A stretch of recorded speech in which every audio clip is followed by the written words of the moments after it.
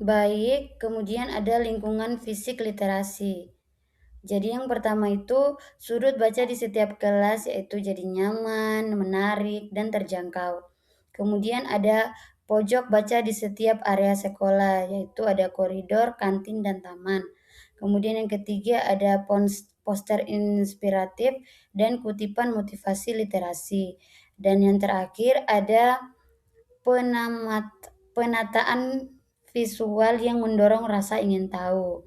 Kemudian ada budaya dan kebiasaan sekolah. Jadi yang pertama itu 15 menit membaca setiap hari, kemudian salam literasi, kemudian Jumat bercerita dan aspirasi penulis cilik. Yang keempat ada tantangan literasi dan yang kelima perayaan Hari Buku dan Pekan Literasi. Presenter. Baik, selanjutnya ada relasi dan komunikasi literat. Jadi yang pertama, guru sebagai teladan membaca.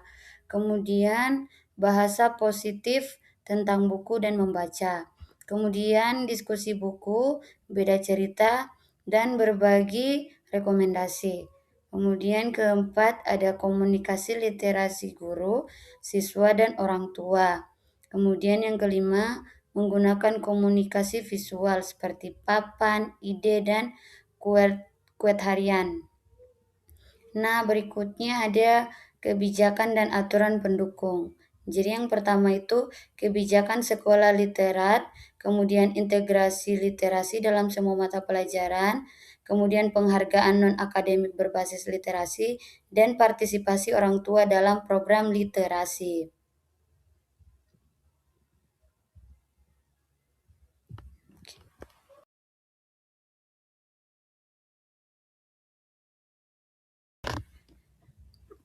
Berikutnya ada mitigasi konkret yaitu mengubah minat baca dari sedang atau rendah menjadi tinggi. Jadi yang pertama itu ada identifikasi diagnosis. Jadi yang pertama itu survei minat baca, kemudian observasi kebiasaan, pengelompokan siswa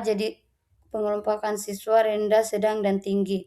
Kemudian yang kedua ada intervensi bertahap. Jadi yang pertama ada pendekatan personal seperti buku sesuai minat, kemudian pendampingan, dan yang ketiga kelompok baca kecil.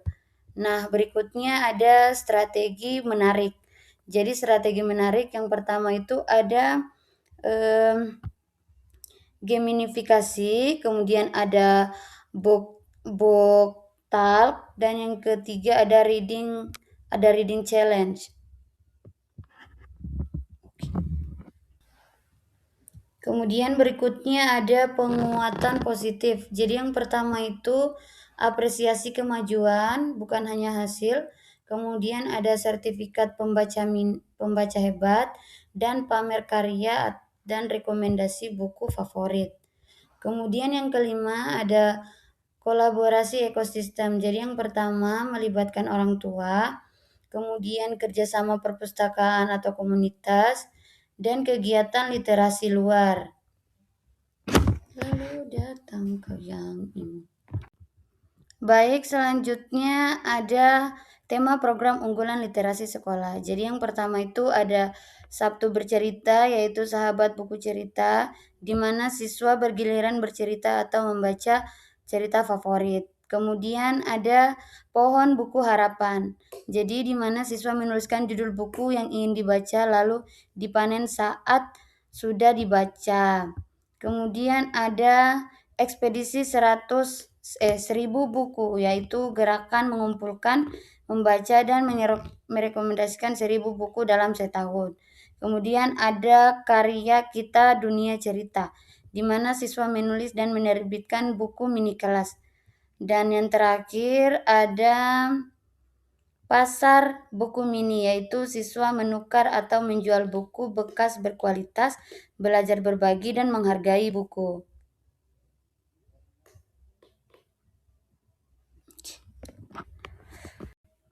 Baik, selanjutnya di sini ada tata laksana kelas berbasis literasi. Jadi yang pertama itu ada rutinitas membaca harian. Jadi 15 menit sebelum pembelajaran dimulai. Kemudian ada pembelajaran berbasis teks. Jadi di situ digunakan teks autentik, bacaan kontekstual dan menarik. Kemudian yang ketiga ada strategi membaca beragam. Jadi di situ membaca nyaring berpasangan, kemudian membaca bergiliran dan membaca berpikir. Kemudian yang keempat ada refleksi dan respon. Di situ jurnal membaca peta pikiran atau respon tulis dan gambar tentang buku. Kemudian yang kelima ada pilihan bacaan murid. Jadi di situ berikan kebebasan memilih buku sesuai minat dan level membaca. Selanjutnya ada kolaborasi dan publikasi, di mana di situ majalah dinding, blog kelas, buku, dan antologi karya siswa. Baik, jadi yang terakhir di situ ada indikator keberhasilan empiris. Nah, yang ini. Jadi yang pertama itu frekuensi membaca. Jadi siswa yang membaca kurang lebih dari 15 menit setiap hari, targetnya 90%. Dan kemudian ada yang kedua jumlah buku yang dibaca. Jadi rata-rata jumlah buku yang dibaca siswa itu per bulan, targetnya meningkat 50%. Yang ketiga ada partisipasi kegiatan literasi. Jadi kehadiran atau partisipasi siswa dalam kegiatan literasi sekolah 85%. Kemudian ada yang keempat pemahaman membaca, yaitu peningkatan skor pemahaman bacaan meningkat 20%. Dan produk literasi siswa, jumlah karya laporan atau referensi buku yang dihasilkan siswa satu karya per bulan. Kemudian sikap dan minat membaca, yaitu skor survei minat baca rata-rata 4, dan keterlibatan orang tua yaitu 70%. Baik, sekian dari saya. Saya akhiri dan ucapan wabillahi taufiq walhidayah. Wassalamualaikum warahmatullahi wabarakatuh.